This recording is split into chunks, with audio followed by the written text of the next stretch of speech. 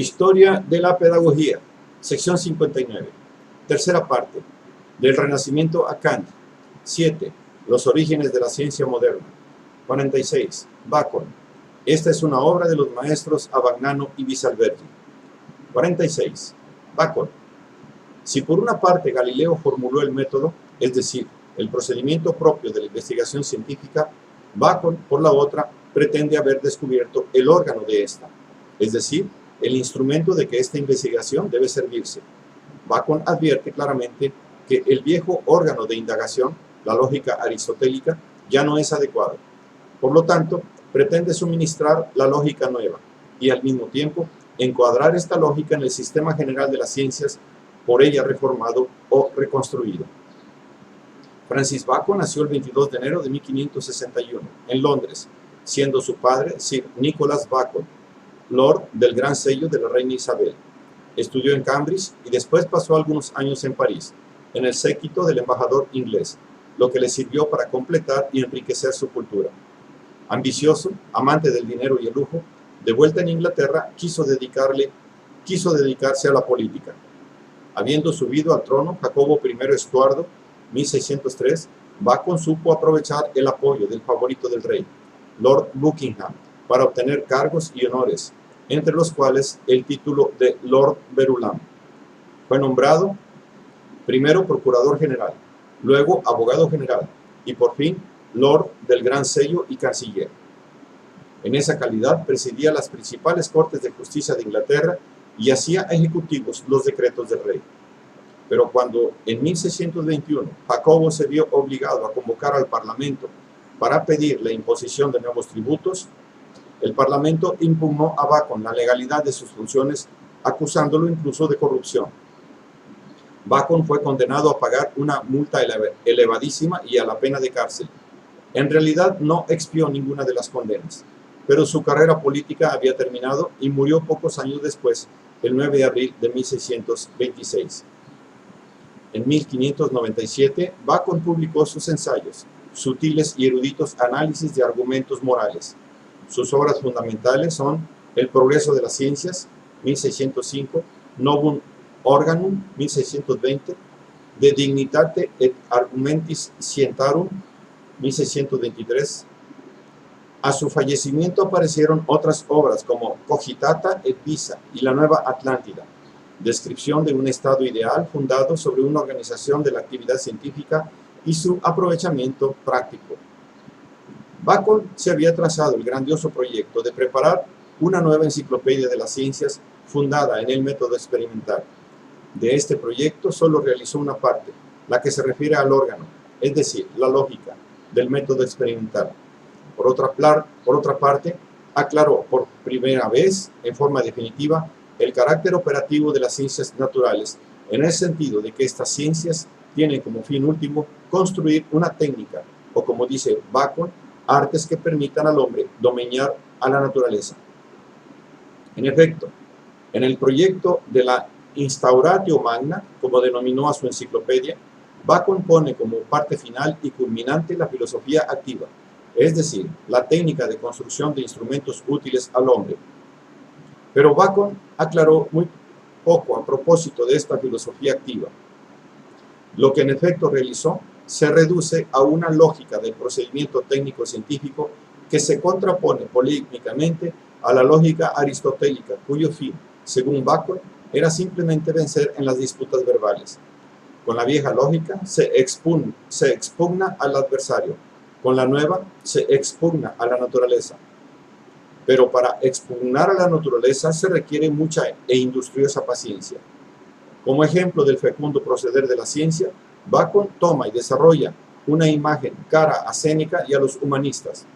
La abeja, que no lo saca todo de su cuerpo, como la araña su tela, que no es sino una trampa para otros insectos, ni se limita a acumular lo que recoge como la hormiga. La abeja reelabora y transforma en cera y miel purísimas lo que ha recogido pacientemente. De esta forma, la nueva lógica debe habilitarnos para reelaborar la experiencia sin caer en el apriorismo racionalista ni en el empirismo menudo. Solo así puede la experiencia transformarse en conocimiento claro, ordenado y útil. En el Novum Organum, que Bacon presentó como segunda parte de la Instauratio Magna, y del cual compuso el primer libro y parte del segundo, empieza afirmando el carácter práctico y operativo de la ciencia. La ciencia tiene como tarea fundamental y extender el regnum hominis, el predominio del hombre sobre la naturaleza. La ciencia es potencia, dado que no se puede mandar sobre la naturaleza si no es obedeciéndola. Natura non nisi parendo vincitur. Y lo que en la observación nos aparece como causa, en el obrar, es decir, en la técnica, debe adoptarse como regla. Pero antes de proceder a la observación e interpretación de la naturaleza, es necesario despejar la vía de la investigación científica de todas aquellas falsas nociones o ídolos que impiden o tienden a impedir el conocimiento de la verdad. Esos ídolos son de 4 especies. Idolatribus, o ídolos de la tribu, que tienen sus raíces en la naturaleza humana misma, la cual, por ejemplo, es llevada a suponer en la naturaleza una armonía mucho mayor de la que realmente hay, a dar más importancia a unos conceptos que a otros, más a todo lo que inflama la fantasía que lo oculto y distante, etc. Y sobre todo a basarse en sentidos corporales que son muy débiles y están expuestos a error. 2. Ídolo specus, o ídolos de la spelunca, que se originan en la propia naturaleza de cada hombre, algunos de los cuales atienden sobre todo a las diferencias existentes entre las cosas, otros a las semejanzas. Algunos admiran las antigüedades, otros las novedades, otros más prefieren las cosas simples, otros las compuestas. 3. Ídolo fori, o ídolos de la plaza, que se derivan del uso que se da a las palabras y a los nombres. En efecto, hay nombres de cosas que no existen, o bien de cosas que existen, pero se consideran confusamente y sin orden alguno. 4. Ídolo teatri, o ídolos del teatro, debidos al influjo de las teorías tradicionales que, según Bacon, son como fábulas teatrales. Entre estos ídolos figura prominente la doctrina de Aristóteles, pero Bacon incluye ahí también a las de Pitágoras y Platón, así como también cualquier forma de especulación teológica en cuanto quiera llegar a una concepción de la naturaleza. A este propósito, Bacon sostiene la más resuelta independencia respecto de la antigüedad y afirma que la verdadera antigüedad no es lo que llamamos así, sino que lo somos nosotros, los modernos, que con la acumulación de la experiencia hemos alcanzado una mayor madurez de juicio. De esta forma, adopta y hace suya la doctrina de la veritas filia temporis, ya formuladas por Bruno. Para liberarse de los ídolos no queda otra salida que recurrir a la experiencia, que, cuando no se realiza al azar, sino dirigiéndola hacia un fin preciso, se denomina experimento. Verdad es que la meta de todo experimento es dotar la vida humana de nuevas invenciones y ayudas, pero ello no quiere decir que debamos limitarnos a los experimentos de utilidad inmediata o fructífero. Experimenta fructífera. Los que iluminan, lucífera, son más importantes, pues, al revelar la causa natural de un hecho, abren al hombre nuevos horizontes de saber y por lo mismo de poderío. Estos experimentos serán el punto de partida de la inducción. Se distingue de la deducción porque, en vez de asumir inmediatamente como verdaderos principios muy generales, de los cuales se deducen las proposiciones intermedias, asciende sin saltos y por grados de los casos particulares a principios cada vez más generales. Se distingue además de la inducción aristotélica, que se verifica a través de una simple enumeración de los casos particulares, porque implica una elección y una eliminación de los elementos naturales, de forma que se puedan individualizar los elementos esenciales que permiten conocer las causas. Para ayudar a esta elección y eliminación, se compilan tablas, o sea, elencos de los casos en que un determinado fenómeno se verifica o no se verifica. Puede haber tablas de presencia que indican las condiciones en que el fenómeno acontece, tablas de ausencia que indican las condiciones en que el fenómeno no acontece, y tablas comparativas o graduales en que el fenómeno se presenta graduado conforme a su intensidad. Con estos elencos de observaciones es posible adelantar una primera hipótesis, prima vindemiatio, sobre la naturaleza del fenómeno, es decir, una primera interpretación provisional que a su vez será sometida a experimentos de diverso tipo, hasta llegar al experimento crucial, instantia crucis, que permite o rechazar la hipótesis o considerarla verdadera. Si la hipótesis resulta verdadera, se ha alcanzado el objetivo, es de determinar la forma, es decir, la esencia o ley del fenómeno estudiado. De este modo, Bacon quería reglamentar el procedimiento científico sometiéndolo a un constante control experimental.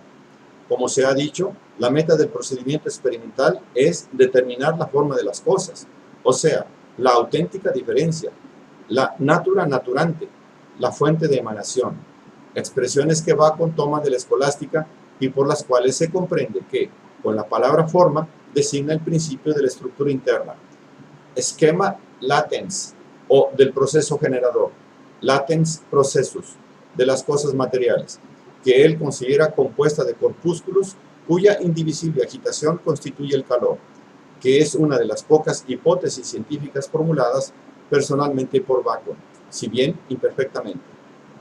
Como se advierte, la investigación matemática no forma parte del procedimiento baconiano. Bacon tropezó incluso con dificultades para situar la matemática en su enciclopedia. La considera ya como rama de la metafísica, ya como apéndice de la física. En realidad, si se observa que la ciencia moderna nació del supuesto del carácter matemático del orden natural, se advierte de inmediato que la doctrina baconiana no podía tener, como no tuvo, una real influencia sobre la evolución efectiva de la ciencia, pues ésta se desarrolló sobre todo de la cepa galileana y casi ignoró el organum de Bacon. Pero el hecho de que Bacon haya tenido escasa influencia sobre el progreso científico no mengua su importancia cultural, que fue muy grande. Aunque su método era demasiado indeterminado para servir al desarrollo efectivo de ciencias particulares, captaba, sin embargo, los aspectos fundamentales de la actitud científica en lo que se refiere a cerner esmeradamente los hechos, a formular hipótesis de trabajo, a evaluarlas y reelaborarlas con vigor, etc. Sobre todo, Bacon ligó indisolublemente la ciencia y técnica y contribuyó, más que ningún otro hombre, a crear la persuasión de que la finalidad fundamental de la ciencia es volver al hombre señor de la naturaleza mediante la aplicación práctica de la ciencia misma. Su verdadera función histórica fue, pues, pedagógica, no por las indicaciones de tipo concretamente pedagógico, en realidad bien pocas, que pudieran contener sus obras, así como tampoco por sus visiones futuristas de la nueva Atlántida, teléfono, submarino, aeroplano, etc., sino por su filosofía misma, por su método, que no obstante su indeterminación, contiene preciosas indicaciones educativas. La doctrina de los ídola es una invitación para esforzarse por arrancar de raíz toda forma de prejuicio. El método inventivo es además el mejor método de enseñanza. Él querría que lo practicasen al menos los escolares mejor dotados. Con el mismo método con que inicialmente se encontró la ciencia, se la introduzca, si es posible, en el espíritu ajeno. La paciente y vigilante perseverancia necesaria para el proceso inductivo contiene también una lección moral. Pero, por sobre todas las cosas, Bacon, con su ideal de regnum hominis, o dominio del hombre sobre la naturaleza y no sobre otro hombre, Bacon señaló a la humanidad un ideal de fraternidad y de trabajo en armonía, que será adoptado sin reservas por la Ilustración.